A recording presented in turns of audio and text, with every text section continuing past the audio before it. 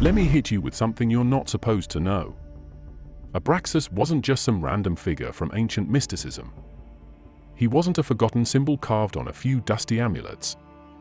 He was something far more terrifying, an entity that shattered the foundation of religious dualism. Abraxas wasn't good. He wasn't evil. He was both and more. And in the ancient Gnostic worldview, that made him far more powerful than any god or demon you've ever heard of. The name Abraxas shows up in the early centuries of the Common Era, mostly through Gnostic sects like the Basilidians, followers of the mysterious teacher Basilides in Alexandria. According to them, Abraxas stood above everything, above Yahweh, above Satan, even above the demiurge, the false creator god that Gnostics believed imprisoned the human soul in matter. That alone should raise red flags. Why would anyone place a being above both God and the devil? Unless, of course, this being existed on a level they couldn't even comprehend. Now get this, Abraxas wasn't just a concept. His name was carved into ancient gemstones, called Abraxas stones, worn as protective talismans by early initiates. His form? Bizarre, deliberately disturbing. He was depicted with a rooster's head, symbolizing vigilance, time, and cosmic awakening. His body was human, but his legs were serpents, twisted and coiled, suggesting the primordial forces of chaos and knowledge. In one hand he held a whip, in the other a shield. This wasn't just an artistic choice. Every part of that composite form was a coded symbol, a warning, or maybe an invitation, depending on who you ask. In ancient Greek numerology, or isopsophy, the letters in Abraxas add up to 365. That's not a coincidence. The Gnostics believed in 365 heavens, each ruled by a different archon, cosmic gatekeepers of the material realm. Abraxas, then, wasn't just another archon. He was the totality, the sum of all forces, the embodiment of the full cosmic cycle. In a way, he wasn't just a being, he was the entire system. Roman records show that these amulets and symbols circulated widely. Even early Christian apologists like Irenaeus and Hippolytus were forced to acknowledge the Gnostics' obsession with this entity. But they didn't understand it, they feared it. Because Abraxas represented something they couldn't categorize. He didn't fit the narrative of a good god fighting a bad devil. He shattered that story entirely. Carl Jung, yes, the founder of analytical psychology, even referenced Abraxas in the 7 Sermons to the Dead. Jung said that Abraxas was a god higher than both the Christian God and the devil because he unites light and darkness, creation and destruction, blessing and damnation, all in one force. Jung wasn't writing scripture, he was documenting a psychic encounter with something beyond human morality. Something that challenges the very core of spiritual belief systems. The Basilidians didn't just make this up to sound edgy. In their cosmological model, the universe didn't begin with a benevolent creator. It started with an unknowable source, a primal void so transcendent that no human concept could define it. From that came successive layers of emanations, or eons, until finally, you hit the level of the demiurge, the ignorant creator god who forms the material world, thinking he's the top of the chain. But he's not. He's a mistake. A blind architect. And above him? Abraxas. Abraxas wasn't just higher in rank. He was fundamentally different. While the demiurge is limited, stuck in polarity, ego, and illusion, Abraxas transcends that. He doesn't care about good versus evil. He doesn't even operate in that framework. He's what happens when all duality collapses. In Gnostic terms, that makes him more real than anything we've been taught to believe in. Think about that. If the demiurge creates the material world and thinks he's God, then everything we know, everything we experience, is filtered through that delusion. But Abraxas isn't bound by that delusion. He exists outside of the system. He sees the game for what it is, and he doesn't play by the rules. And this is why so many early religious authorities hated even the mention of Abraxas. He made their theological systems look like kindergarten math. When the early church fathers were compiling their doctrines, They couldn't handle the idea of a force that made their god and devil look like pawns on a cosmic board. So they called it heresy. They demonized Gnosticism. They buried anything that hinted at a worldview more complex than their moral binary. But they couldn't erase the symbols. They couldn't erase the stones, the talismans, the manuscripts scattered across the Mediterranean world. Even in Roman times, Abraxas had traction. Archaeological evidence shows that Abraxas imagery appeared on rings, amulets, weapons, and even early coinage. That's not coincidence, that's infiltration. You don't create a god symbol like this and have it survive centuries if it doesn't carry weight.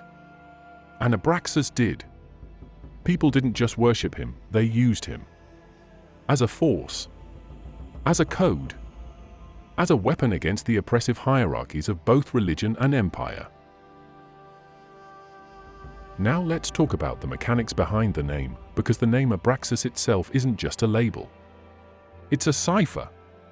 A code embedded in ancient numerology systems, and every part of it is intentional.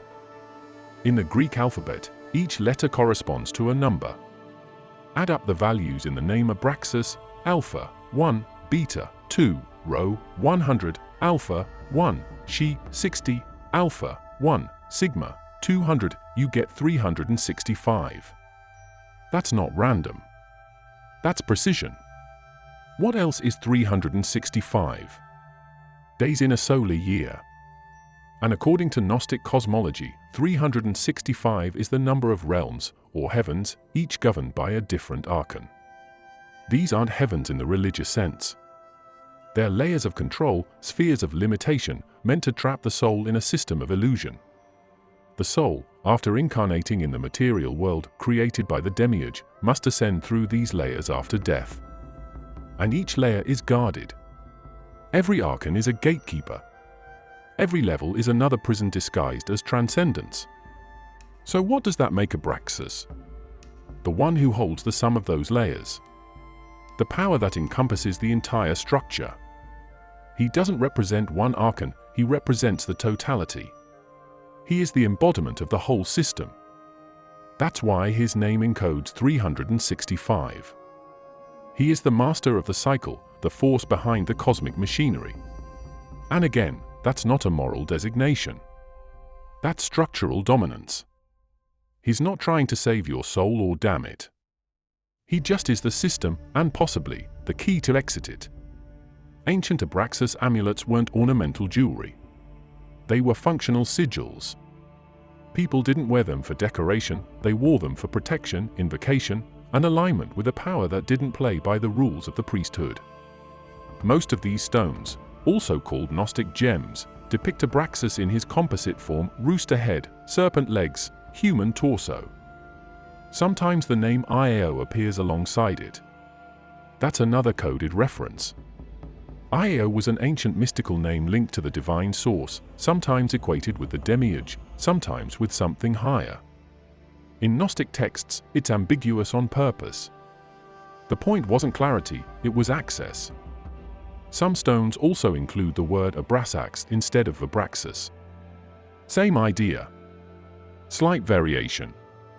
But again, the intention behind the inscription was always to channel the influence of this entity, this force. And the fact that so many of these artifacts survived, from Egypt, Syria, Rome, even as far as the British Isles, tells you something. This wasn't a fringe movement. This was a widespread esoteric system that the mainstream record deliberately ignored.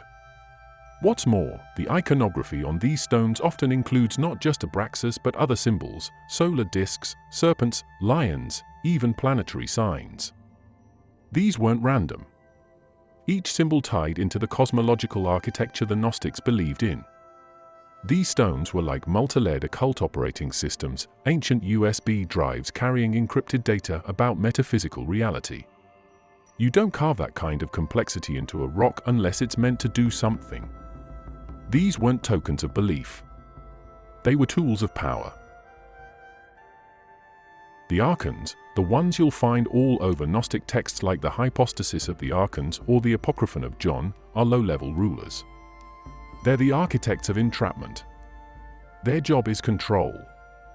They manipulate fate, time, sensory reality, and the astral pathways that lock souls into reincarnation cycles.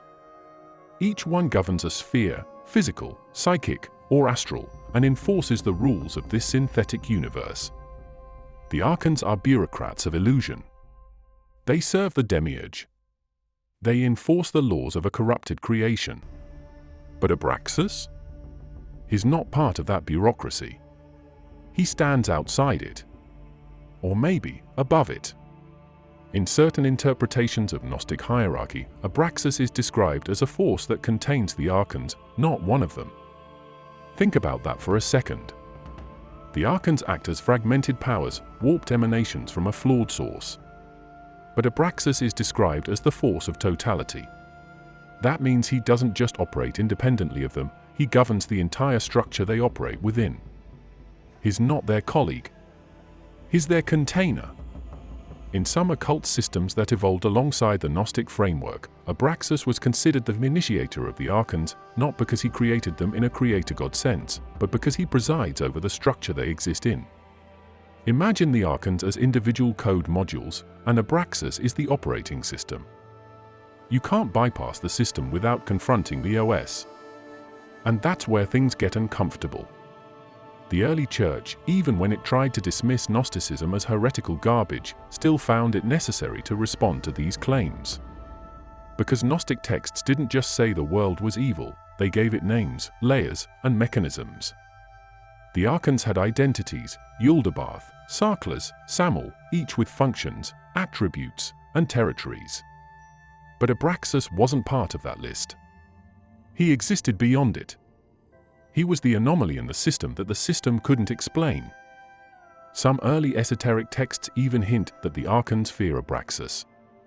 Not in a moral sense, but in a structural sense, because his presence destabilizes their authority.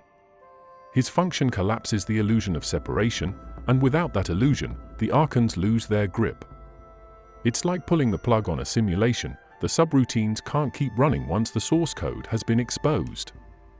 This is also why some ancient magical texts, particularly in Hermetic and Greco-Egyptian traditions, list Abraxas not as an intercessor, but as a breaker of locks. A destabilizer of hierarchies. Invoking Abraxas wasn't about praying, it was about hacking. Bypassing. Cracking through the archonic firewall to access something beyond the constraints of ritualized religion. There are interpretations, rare, fragmented, often dismissed by mainstream scholars, that suggest Abraxas didn't just exist outside the demiurgic system, he created a system of his own. A false creation, laid over the already corrupted material world. A second simulation. A deeper trap. Something so subtle, so well structured, that even those who think they've escaped the demiurge are still caught in it, without knowing it. In the classic Gnostic model, the demiurge, Yaldabaoth or Sarklas, is the blind creator. He shapes the physical universe in ignorance, believing himself to be God. He's surrounded by archons who enforce his structure. But some texts hint at another level entirely, where the entire system of polarity, good vs evil, light vs dark, even knowledge versus ignorance, is itself part of a higher structure of manipulation. And in those texts, Abraxas isn't simply a transcendent force. He's the architect of that metasystem, for synthetic overlay built not to trap the soul directly, but to make it believe it's breaking free, while still keeping it inside a higher-order illusion. That's not salvation. That's containment by sophistication. This concept didn't originate from Gnosticism alone. You see hints of it in later occult systems, in the alchemical idea of duplex natura, the double nature of reality, where even enlightenment can be a trap if it's guided by the wrong archetype. In some branches of Hermetic magic, Abraxas is not summoned as a liberator, but as a tester, a deceiver, a trickster force that grants gnosis only to those who can see through him. You also find this thread in certain strains of Eastern esotericism, not by the name Abraxas, but in the form of deceptive enlightenment deities, gods who offer transcendence, but only within the bounds of a looped cosmos. It's not an escape, it's a higher cage. And when you map those ideas back onto the Gnostic framework, Abraxas fits disturbingly well. This is why some magicians and mystics feared invoking him directly. His not chaos in the way most people understand it, his structured chaos. A design disorder. A system of complexity so elaborate it masks its own control mechanisms. In that view, he's not the destroyer of illusion. He's the illusion behind the illusion. The final boss of reality's simulation stack. And if that's the case, then nothing you believe, nothing you think you've figured out, can be trusted. Not even your rejection of the demiurge. Not even your pursuit of gnosis. Because if Abraxas built the second layer, then everything that feels like liberation might actually be refined containment. Let's cut through the noise and look at what most people never talk about, what happened after the Gnostics were pushed underground. Abraxas didn't disappear when the church declared war on heresy. He didn't fade from history. He just went dark. He went underground. He became the centerpiece of hidden cults, obscure rites, and elite esoteric circles that knew exactly what they were dealing with and didn't want the public anywhere near it. These weren't just eccentric mystics scribbling nonsense in caves. We're talking about full-blown systems of initiation built around the idea that Abraxas wasn't just a symbol of metaphysical paradox, but a direct source of power, power that could be accessed, invoked, and weaponized. There's strong evidence that the cult of Abraxas continued under different names, absorbed into Hermetic circles, Roman mystery schools, and early forms of ceremonial magic. His symbols, especially the serpent legs, the whip, the rooster head, kept showing up in unexpected places. Not just on ancient gems or talismans, but on ritual tools, grimoire illustrations, and even architectural carvings in sacred sites across Europe and the Mediterranean. If you knew what you were looking for, you'd see it everywhere. And in these secret traditions, Abraxas wasn't treated like a god you pray to. He was a force you enter into contract with. A current you align with, at your own risk. In some versions of these rituals, initiates were subjected to multiphase trials, purification, disorientation, paradox exposure, meant to collapse the binary structure of the mind before invoking Abraxas. You don't call this entity casually. You dismantle your own psyche just to prepare for contact. Because Abraxas doesn't speak in language. He doesn't teach in symbols. He erupts through the ritual space, and whatever happens next, you don't walk away unchanged. There are scattered records of these rites in later European occult documents. Not mainstream grimoires, not the sanitized manuals passed around today. The real ones, the handwritten codices passed between closed circles, often containing warnings written right into the margins, do not invoke without severing moral duality. No absolutes must remain. The double serpent must be fed. These weren't metaphorical lines. These were instructions from practitioners who knew what they were dealing with. In some systems, Abraxas was invoked as a gatekeeper for trans-dimensional work, rituals that bypassed the astral plane entirely and reached into what was called the pleromic fracture zone, the gap between reality layers where structure collapses and new realities can be rewritten. That's what made Abraxas so dangerous. He didn't offer knowledge in a linear sense. He broke the operating system and handed you raw access to the code underneath. No filters. No safeguards. Some cults even believed that Abraxas demanded a sacrifice, not of blood, but of internal identity structures. The destruction of one's ethical compass, personal mythology, and rational frameworks. Not because he was malevolent, but because he simply didn't operate within those constraints. To stand in his presence, you had to deconstruct everything that made you you. If you failed, you didn't just go insane, you fragmented into archetypal residue. And this is exactly what ancient esoteric traditions understood long before psychology even existed. They didn't use terms like archetype or unconscious.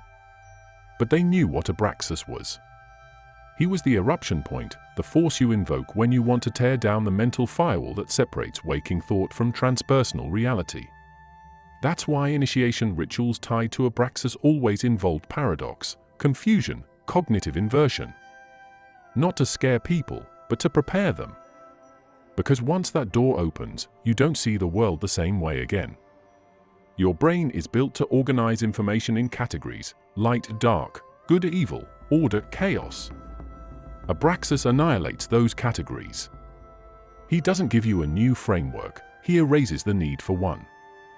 And when that erasure hits full force, you either break apart or you adapt. Most people break. That's why Abraxas isn't just a myth. He's an altered state. He's a neurological event waiting to happen.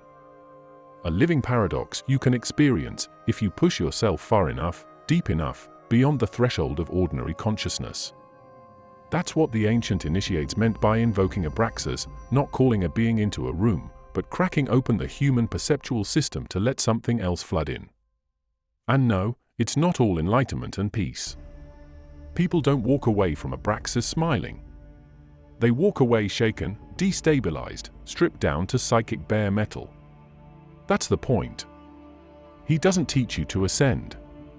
He forces you to face the raw mechanics of being itself, stripped of all comforting illusions. There's a reason his symbols are so dissonant: rooster, serpent, whip, shield. They don't fit. They are not meant to. They're triggers, designed to bypass the logical filter and hit the deep cognitive layers where identity collapses and reconstruction begins. Now let's take everything we've uncovered and go one level deeper. What if Abraxas was never meant to be understood as a being at all? What if the entire concept of Abraxas as a god, an archon, a force, even a psychological principle, was just the outer shell? A symbol to help us describe something far more alien. Something not anthropomorphic. Not metaphysical. Not even archetypal. What if Abraxas is a phenomenon? In the most radical threads of esoteric thought, Abraxas isn't a creature, a consciousness, or an entity. He's an event. A rupture point in cosmic structure. A shockwave that breaks through dimensions, unhinges systems, dissolves binaries, and leaves no architecture standing. He is not something you see or summon, he is something that happens. When the world collapses on itself, when structures fail, when truth and falsehood melt into indistinction, that is Abraxas. Not as myth. Not as metaphor. But as the raw pulse of cosmic inversion. Some ancient systems describe this concept in code. They don't even name him directly, they describe the eruption of the unknowable, the arrival of something that doesn't arrive. The breaking of form, the collapse of sequence, the death of the old order. When this event occurs, they say, the cosmos resets, not in light, not in darkness, but in fusion. Creation and destruction, chaos and order, life and death, all converging in one uncontainable moment. That's the final secret of Abraxas. He is not a ruler of worlds. He is the end of worlds. The destruction of opposites. The integration of totality. The collapse of illusion, not for the sake of truth, but because illusion itself can no longer sustain its own weight. And maybe, just maybe, that's the real reason his name survived across cultures, cults, manuscripts, artifacts. Because deep down, the ancient initiates knew, when systems fail, when gods fall, when meaning shatters, Abraxas is what comes through the crack.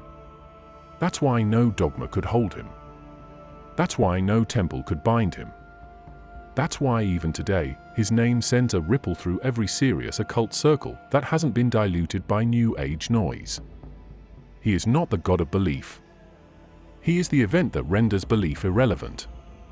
And now you've seen it. You've heard the code. You've followed the trail most people were never supposed to see. You've stepped into the forgotten current, the shadowed current, the current they tried to bury under theology and fear. But here it is. Abraxas, the great Gnostic archon, the code behind the archons, the crack in the system, the architect of inversion, the pulse beneath illusion.